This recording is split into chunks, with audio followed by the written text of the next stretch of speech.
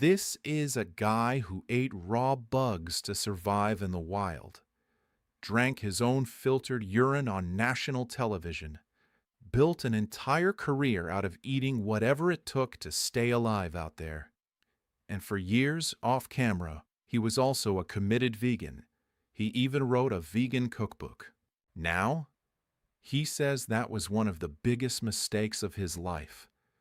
Today I'm telling you Bear Grylls' story in his own words, and why it's basically the same story I've been telling you about myself. Bear Grylls isn't some influencer chasing a trend.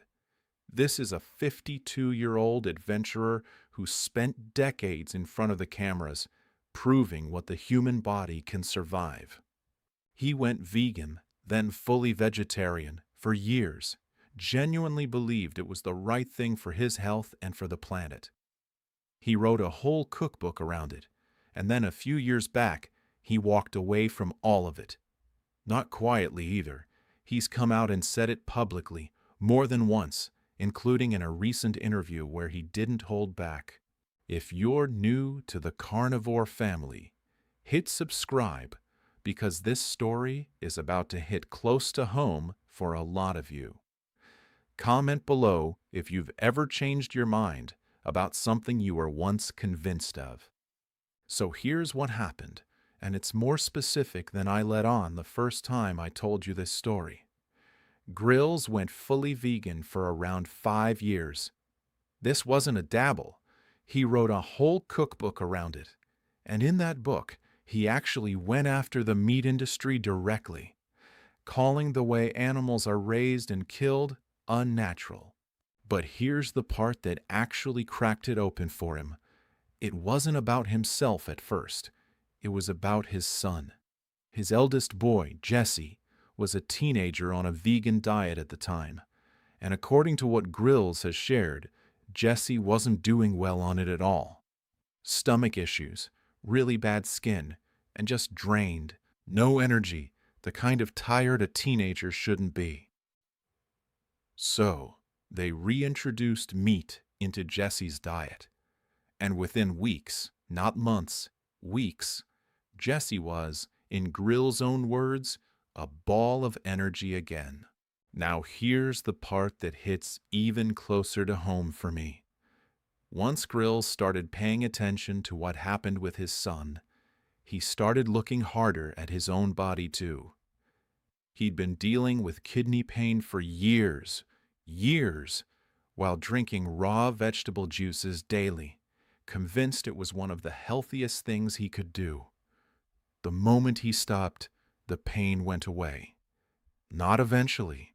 It went away. I want you to sit with that for a second, because I lived a version of this too. I didn't write a vegan cookbook, but I spent years doing what I was told was healthy. More vegetables, less fat, portion control, and I was still 375 pounds, still exhausted, still stuck. Grylls had to watch his own son suffer before he questioned what he'd built his whole public identity around. Sometimes it takes something that personal to make you actually look. It took an unexpected TIA stroke in May of 2025 to turn my own life around for good. So, what did he switch to? By his own description, it's about as close to carnivore as a public figure gets without using the word. Big steaks for breakfast, lunch, and dinner. All the fat left on, all the gristle, organ meat, blood, bone marrow, things most people wouldn't touch, he's actively seeking out because of how nutrient-dense they are. Eggs, salted butter, and he said his current approach is built around eating the way he believes people ate historically, before all the processed stuff took over. And he's been clear that it's not about eating more food. It's about getting away from the processed stuff and eating meat as the foundation instead of an afterthought. This is a guy whose entire brand for 2 decades has been "I will eat whatever keeps me alive out there."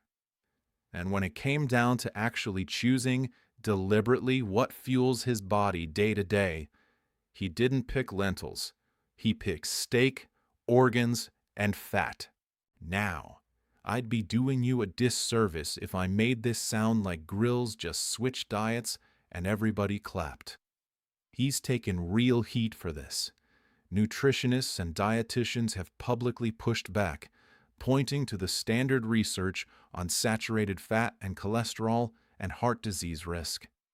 There have even been articles specifically written to debunk what he's saying about his own health.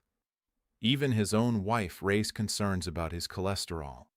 Here's how he answered that one. He got an actual coronary CT scan done, came back with what's called a zero calcium score, meaning no measurable plaque buildup in his arteries. So when people told him his numbers on paper should be a problem, he had a real test to point to that said otherwise.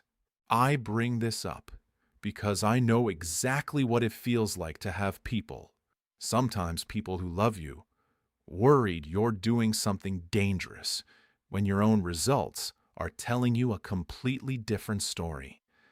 That criticism doesn't make him wrong, and it doesn't make me wrong either.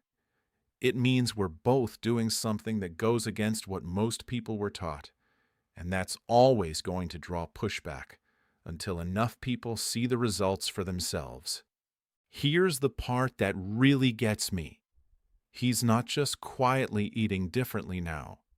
He's come out and said, flat out, that he was wrong. Wrong about it being good for his health, wrong about it being good for the environment.